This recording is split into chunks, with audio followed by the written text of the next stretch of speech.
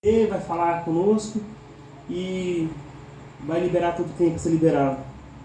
Mas muitas das vezes Deus tem falado e nós estamos em frequência diferente.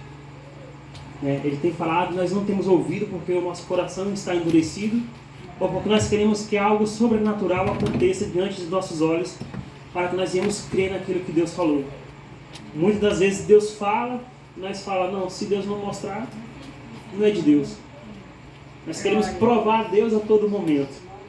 Nós queremos que Ele se revele de alguma maneira. E a Bíblia vai falar que no Antigo Testamento, toda vez que Deus falou, Ele nunca se apresentou fisicamente para ninguém.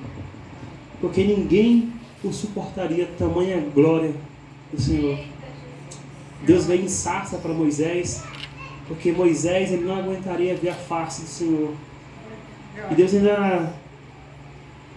Ele alerta Moisés, não olhe.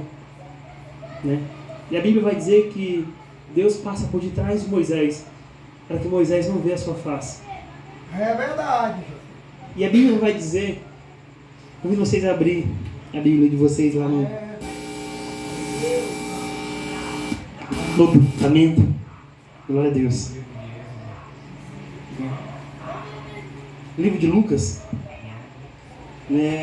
Lucas foi um médico da Idade Antiga.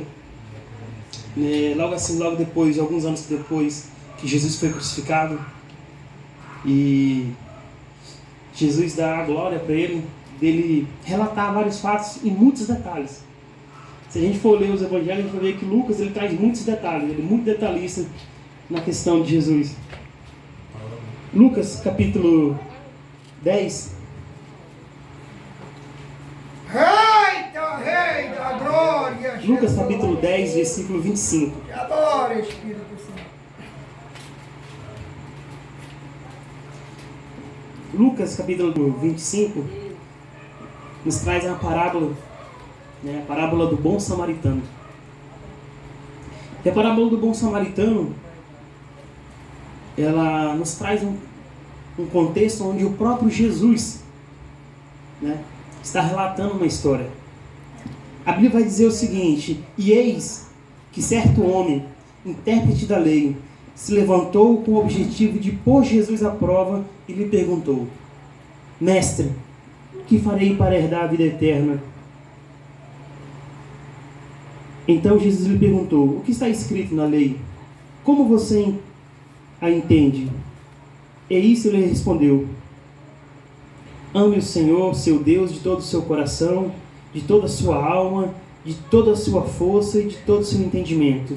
E ame o seu próximo como a si mesmo. Jesus, é verdade. Então Jesus lhe disse: você respondeu corretamente. Faça isto e você viverá. Mas ele, querendo justificar-se, perguntou a Jesus: quem é meu próximo? Jesus prosseguiu dizendo: um homem descia de Jerusalém para Jericó e caiu nas mãos de alguns ladrões. Esses, depois de lhe tirar a roupa e lhe causar muitos ferimentos, retiraram-se, deixando-o semi-morto. Por casualidade, um sacerdote estava descendo por aquele mesmo caminho e, vendo aquele homem, passou de largo. De igual modo, um levita descia por aquele lugar e, vendo-o, passou de largo. Certo samaritano que descia o seu caminho passou perto do homem e, vendo-o, compadeceu-se dele. E, aproximando-se, fez curativos nos ferimentos dele, aplicando-lhe óleo e vinho. Depois colocou aquele homem sobre o seu próprio animal, levou para uma hospedaria e tratou dele. No dia seguinte, separou 2 dinários e os entregou ao hospedeiro, dizendo: cuide deste homem, e se você gastar algo a mais, farei o reembolso quando eu voltar. Então Jesus perguntou: qual desses 3 parece ter sido o próximo do homem que caiu nas mãos do ladrão?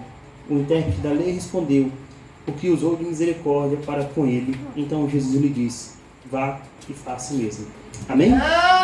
Jesus, é verdade, Espírito. Amém? A palavra do Senhor ela é bem clara. O próprio Jesus, ele é bem claro em tudo o que ele falava, né? A gente sabe que Jesus é amor, mas a gente sabe que Jesus também é justiça, né? E a justiça de Deus, ela vem para todos. Amém?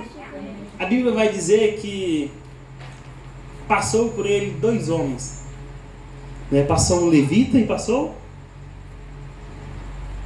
um sacerdote. Isso. Os 2 primeiros, eles deveriam ajudar ao homem caído, né? Porque os 2 primeiros eram servos do Senhor e eram homens que conheciam a lei, assim como nós aqui hoje. E a Bíblia, o próprio Jesus diz que quem deveria ajudar, né, não ajudou. E a gente vê que naquela época os judeus não se misturavam com os samaritanos. Os judeus, eles tinham raiva dos samaritanos. E a mesma coisa, os samaritanos também tinham raiva dos judeus. E Jesus, em sua parábola, ele pega alguém que os judeus não queriam por perto para demonstrar misericórdia. Porque a misericórdia do Senhor, ela alcança a todos. Muitas das vezes nós lemos essa parábola, nós nos colocamos no lugar do bom samaritano. Porque nós olhamos para dentro de nós e nós dizemos para nós mesmos: eu sou bom, eu vou na igreja, eu leio a Bíblia, eu oro. E algumas das vezes nós somos como esse homem, nós praticamos tudo isso. Será que praticamos tudo isso com o coração quebrantado verdadeiramente? Trazendo para os dias de hoje, a gente sabe que o nosso dia a dia, ele continua sendo o mesmo de antigamente, ele continua com as mesmas 24 horas. E nosso dia, ele é corrido, porque nós temos um monte de prioridade que não é Jesus.